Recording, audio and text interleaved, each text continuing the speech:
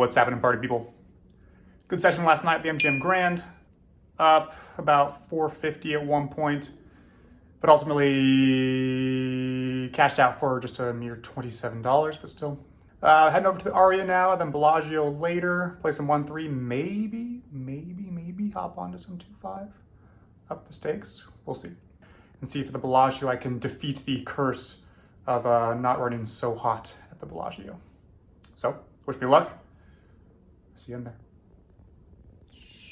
All right, party people, here we go. 2-5 table up in the stakes, the Bellagio buying for the max of 500.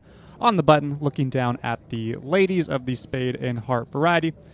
This middle position raised to $10. On the button, I go ahead and 3-bet to $30. And there are two callers, middle position and late position. Flop comes down with $97 in the pot, 6, 7, 9, two clubs. I have no clubs, pretty connected board. It checks to the middle position who bets half pot, about $50. Pretty strong. This player had some good showdown value throughout the session thus far. I decide just to call, even though straights and sets are good, but I want to call and see a turn. A late position calls as well. Jack of diamonds on the turn. Still three ways. Checks around, and I go ahead and check to see a river. River is a 6. Now the board is paired, but none of the flushes get there. It checks to the initial aggressor, who throws in a bet for about $100, a little over $100, maybe $115. I just think at this point I should let it go. Don't know if my overcards are good. I may have played this hand wrong. Let me know in the comments. Moving on. Second hand looking down at pocket jacks this time. We're in the small blind. Middle position raises to 15. I make the call. Probably could have raised a little bit to the field, but we're going 6 ways to the flop. 4 queen, 10, 2 hearts. I check. Initial aggressor throws out a basic C-bet for $30. Button calls. I go ahead and make the call as well. So we're now through the field a little bit, down to 4 players. Turn is 10 of hearts. I check again. And then the initial aggressor continues firing for about $50. When the button raises to 100, I make the pretty easy fold, let it go. Next hand, ace, jack, off suit. We're in the low jack this go around. I raise it up to $15. Folds the big blind who calls, so we're heads up to the flop. Flop which comes down 3, jack, 7. So I make top pair, top kicker. With the rainbow flop, I go ahead and make a standard C-bet to $30. Big blind, lacking faith, makes the call as well. So we're still heads up to the turn. Turn comes 7 of clubs, which pairs the board. Don't think this changes much, especially when he checks again. Once he does so, I fire again for 50. Sensing weakness, he thinks for a second, then folds, and I take down this first pot. Next hand, pocket threes. Fun hand here in undergun +1. I go ahead and just limp, playing to call to a reasonable bet that with a hand that usually flops decently well. But everyone else limps, so we are going a total of 4 ways to flop. Flop comes down 3, 6, 5, 2 spades. Always great to make a set on the flop with a very disguised range here. Big blind tosses a stone to the pot, weighing about $20. I make the easy call. Probably could have raised, but let's keep my hand disguised here. Player behind, middle position who called, though, raised to 60. Did the work for me. Blinds get out of the way. I go ahead and make the call for a good price, the disguised range. Middle position folds. Heads up now to the turn in position. Turns a 7 of spades, not great. Any 4 makes a straight, so it checks through. The river comes a jack of clubs. Pretty quick check to me. Flushes get there more connected. But what 4s could he have? Ace 4 suited, perhaps. I go ahead and throw out a bet for $100. He makes the quick call. My set of 3s holds up. He shows pocket kings. So I feel like I played that hand decently well. Got some good value there on the river. Trying to read my opponent. Thinking that he wouldn't have any sort of 4s. Especially in calling those streets of value. So happy to take that pot down. Next hand, ace, king suited. We're in the big blind. Our position raises to $10. I 3-bet to $30. And there are 2 callers behind. So we're going to be going 3 ways to the flop. Flop comes down, queen 4, 3 with 2 spades. So great flop for me with the front door or the back door in that flush draw. After it checks to me, I go ahead and c-bet $40. And I get some pretty quick folds. Although I had some, some potential equity here. Maybe I could have checked to induce some betting, but at least took down this pot. Once again, looking down at ace-jack offsuit. This time in the cutoff, I raised to 15 after some limpers. Middle position 3-bets then to 65. Folds around to me, and I take a pretty standard call. Don't want to 4-bet here in case I get, induce a shove with ace-jack off. Not great. So heads up to the flop comes king, 8, jack, 2 diamonds. So a decent flop for me with some backdoor equity for the nut flush. He checks to me, though. I check it back, thinking he may be slow playing jacks. 3 of hearts on the turn, seeing a free turn. Total brick, he checks to me. I think he would have for sure bet if he had some flush equity on the flop. So I bet out $50 for some value, see kind of where he's at, test the waters a little bit, see if he'll make the call, which he indeed does. So he calls for $50 more. So I'm thinking he at least has a jack, at least has a pair. He wouldn't be, I don't think, playing a set this way. I think he would have either raised me, check raised me now. But the river comes a 4 of diamonds. Now the flush does get there. But again, I'm not putting him on a flush. And once again, he checks to me. And I probably could have bet. I thought about this for a good second here, even counted some chips, thinking that this 4 of diamonds is a good brick to continue betting on. But there's a diamond there. I get a little nervous. So I just check it back. And he tosses cards in the muck. So I was good there. I think I should have gone with my gut and thrown out a little bit of bet. A bet for value on the river, but I don't know if he would have called a river bet with worst hand. Next hand, looking down at king 10 of spades, about $700 in my stack. We're in the small blind. Late position raises to 20. I call along with 2 others. So we're going 4 ways to set flop. Flop comes down, make sure I have those spades are still there. They didn't change. Good looking flop for me. 5, 6, 6 with 2 spades. I lead out for $30, given the first 2 act. I think this might be a mistake because it's a great flop, but I was maybe scared by the paired board. But I was like, what 6s could any of my opponents have? Unless like 8-6 suited, king 6 suited. So I throw out bet for 30. The mistake is confirmed when the same player at the last hand raises to 170. He could easily be trying to push me off the hand at this point. I've been battling against this player for the past few hands. But there aren't a ton of turn cards that would be good for my range. He could also have, ace something of spades. It's rare, but he could have it. It's ace out of position. A call would be dumb, same as a shove. So I just fold here. Should think not to 3-bet. Shouldn't bet into 3 opponents here, especially this player who's maybe a little bit tilted. So let me know in the comments if I play that hand correctly with that bet on the flop, or if I should have checked. Next hand, looking down at pocket kings. We are on the button. The straddle is on as well.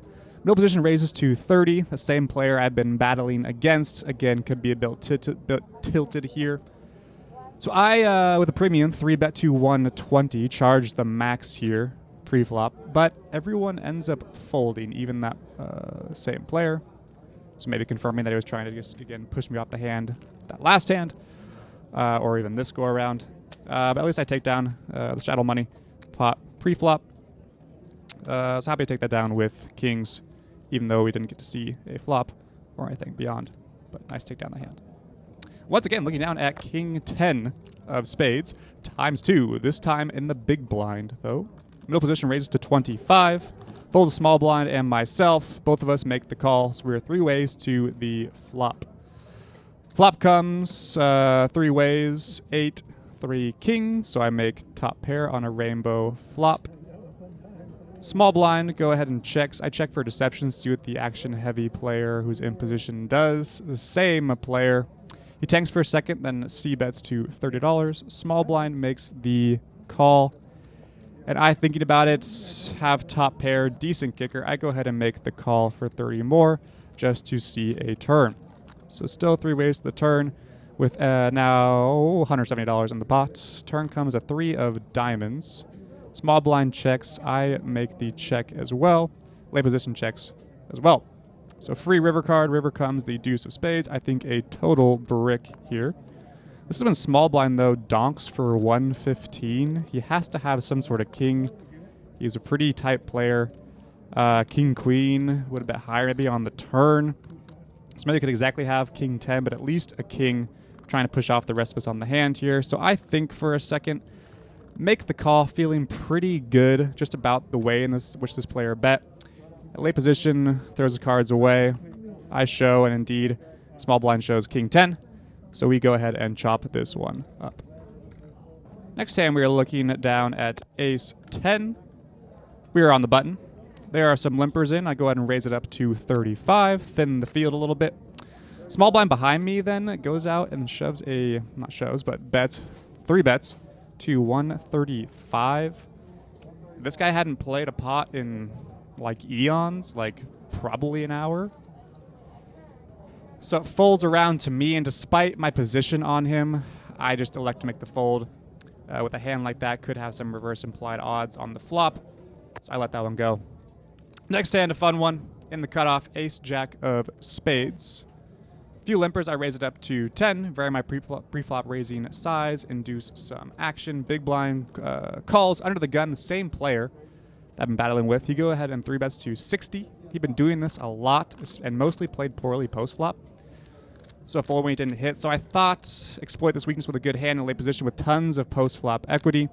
So instead of 4-betting him, I just go ahead and decide to make the call. I do think about it for a second, but if this guy's bluffing, I want to continue to induce that action, induce that bluffing, especially with a hand like ace-jack suited that usually tends to flop decently well, especially in position. Or, on the other hand, he could have me totally crushed. But let's make the call and go ahead and see. So we're 3 ways to the flop after the early position player makes the call as well. Flop comes down 10 to king rainbow. So I flop some good equity here with the backdoor nut flush as well as the nut straight. Early position checks to the initial aggressor. Aggressor doesn't take much time and bets $90. The way he bet felt fishy to me.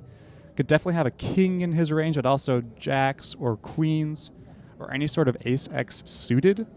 But I block some of those combinations. So I just go ahead and I think for a second I'll make the call, hoping to see a turn, a good turn, which is 3 of spades. Also the small early position made the call as well. And she checked on this turn. And then the initial aggressor, the same player I've been battling, thinks for a second tier. And this 3 of spades is solid for me as I could go runner for the nut flush. I could still hit any queen for the nut straight, but also any spade would give me the nut flush. So this player tanks for a good chunk of time. This whole time I'm thinking, what could he be, representing here? And he goes ahead and shoves all in for about 650. I had him covered, probably about like $150 at this point. This is not exactly the play that I expected him to make. He's either chasing a draw like me. He'd also have exactly ace-jack, but unlikely. Could have kings trying to induce for me to make the call for some big value, charge the max. They could also have just like total air with his polarizing bet size trying to push me off. I just have too much potential equity to realize here on the river. And it still has me thinking, though, as this is probably one of the largest pots, and this is the largest pot that I have played in my, short poker career. So I tank. I spend some good amount of time thinking through what he could be representing here. But again, I just have too many outs, too much equity to realize to not make the call. So I think not making the call would just be dumb, not smart. I think a fold would be dumb. I'm pretty priced in at this point. So I go ahead and toss in a chip, make the call.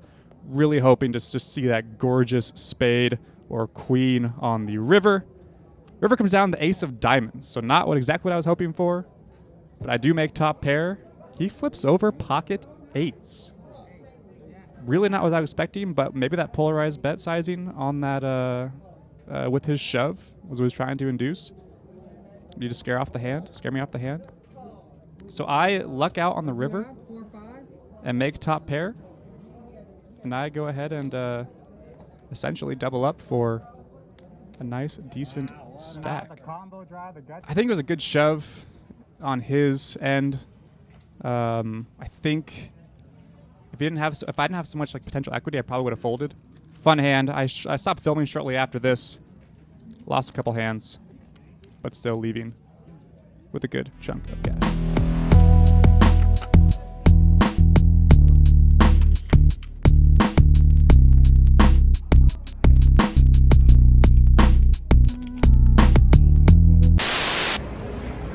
What's up, party people? Taylor here. Currently it is 7:26 p.m. Las Vegas local time. Wow, what a session. Just very, very high action table. Playing a 2-5, moving up the stakes, and paid off decently well. That ace-jack of spades hand, pretty wild. Flopping the gutter ball, turning the spade nut flush draw, and getting a pair of aces on the river that takes it down. Largest pot of my poker career to date, at least. And out for an even 1,500. Yourself do a birthday. Shout out to the Rat Pack. Loyal fan base, loyal followers. We're going all the way, everybody. All the way to WSOP. That guy gets it. Alright. That's it for me. For now. Until next time. Peace.